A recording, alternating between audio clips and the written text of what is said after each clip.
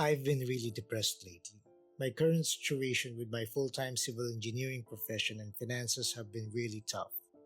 In fact, it was this depression that led me to finally get into game development in the first place, which I have been putting off for 17 years at this point. When I started getting into game dev, I felt very strongly about it and went in with a lot of momentum and motivation. I was trying to escape into game dev, completely avoiding what was making me depressed. I knew deep down that the 8 years I spent in construction wasn't what I wanted to do in life. And while it had slowly been consuming me, it pretty much rapidly devoured me whole at the start of the year. I was a contractor that had a few rough months lately, with no projects coming in. I had no income for a couple of months now. I knew I wanted to leave the construction industry altogether this year. I didn't have anyone to talk to about this, since all my friends in construction would second guess working with me if they knew I wanted to quit the industry. My family would worry about me not having any income if I left with no plan B. As with all things, doing things while depressed is difficult, but starting game dev while depressed is even harder. I was looking up videos on this topic, but it's like nobody wants to talk about this. I thought maybe a lot of people get into game dev because they were also fed up with their current situation. Maybe it's the reason people come and go in this community.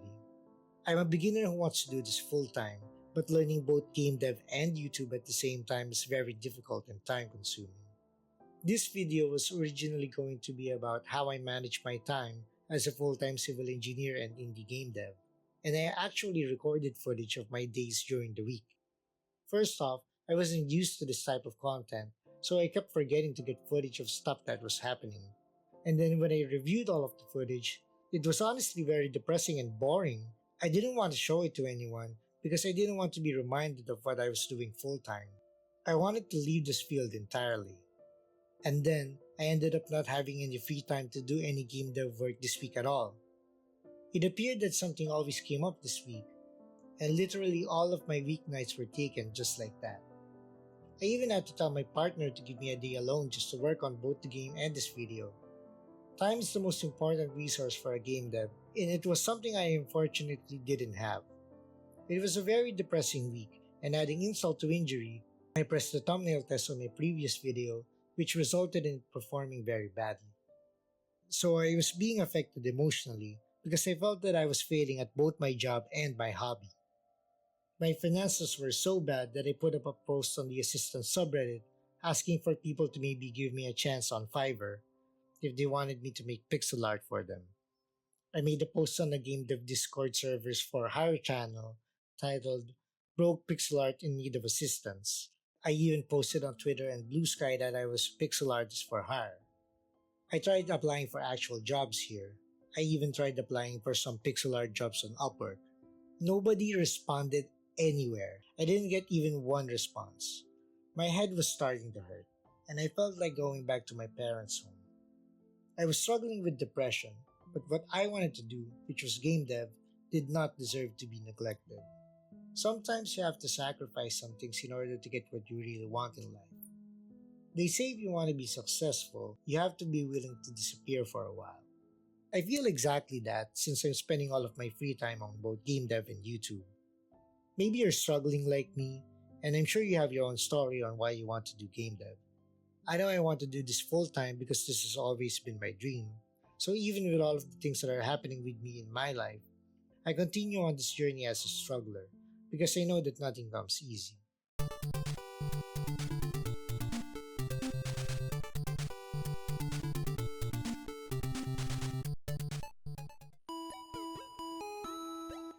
I've spent over a month on my game already, and I had 3 characters readily playable so far.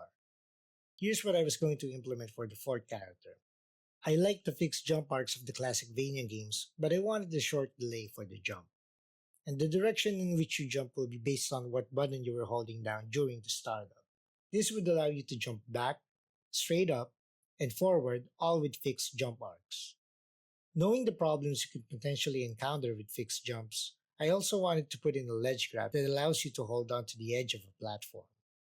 Of course, you can attack in the direction you're facing, but unlike the second and third characters, you can't move while you're attacking. Since you're stationary when attacking, I'm going to implement Super Castlevania 4's 8 directions for whipping. And finally, I wanted to grapple, like in Super Castlevania 4's Rope Whip, Super Metroid's Grapple Beam, and Mega Man 8's Thunderclaw. This looks like it'll be the most challenging one to implement yet. Of course, to do this, I had to do all of the pixel art. I also spent some time doing the typeface for the game. I watched some Mega Man X fan games for inspiration, and I realized what was missing from my game. I didn't have any visual effects. I didn't want to spend time learning about the particle system in Unity, and I was more fond of the pure pixel art aesthetic of games like Shovel Knight and Axiom Verge.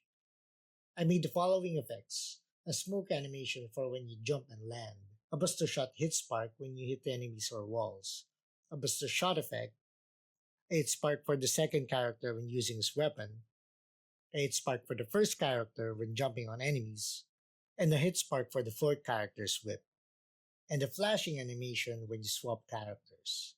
I wanted to implement the shine for when you shoot with the third character, but I didn't want to use normal maps because I didn't have time to learn it yet, so I put it on hold for now.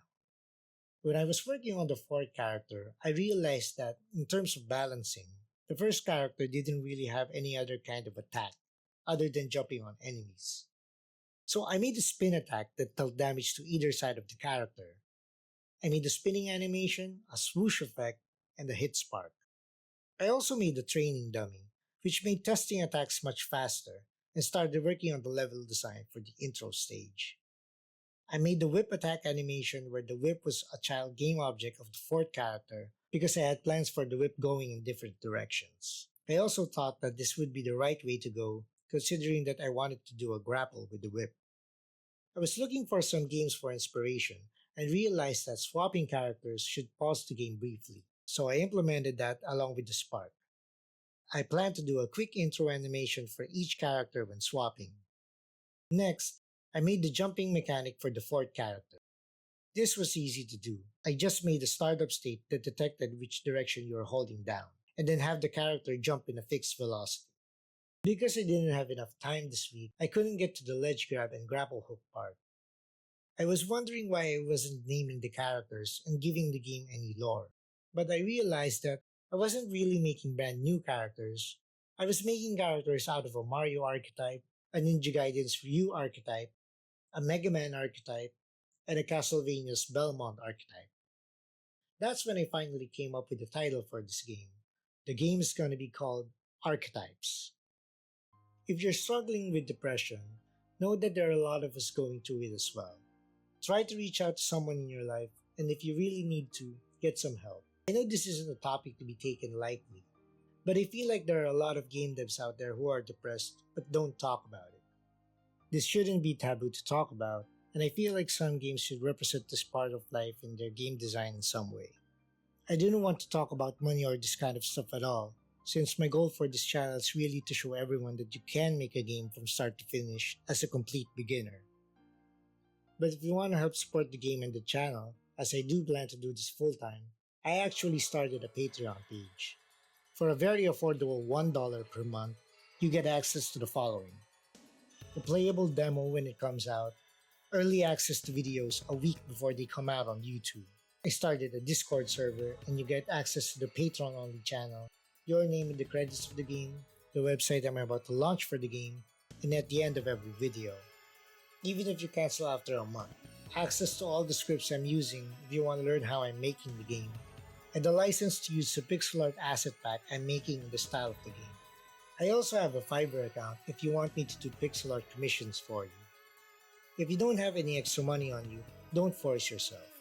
That's fine. Liking the video, subscribing to the channel, and engaging in the comments is enough. Thanks for watching and have a nice day.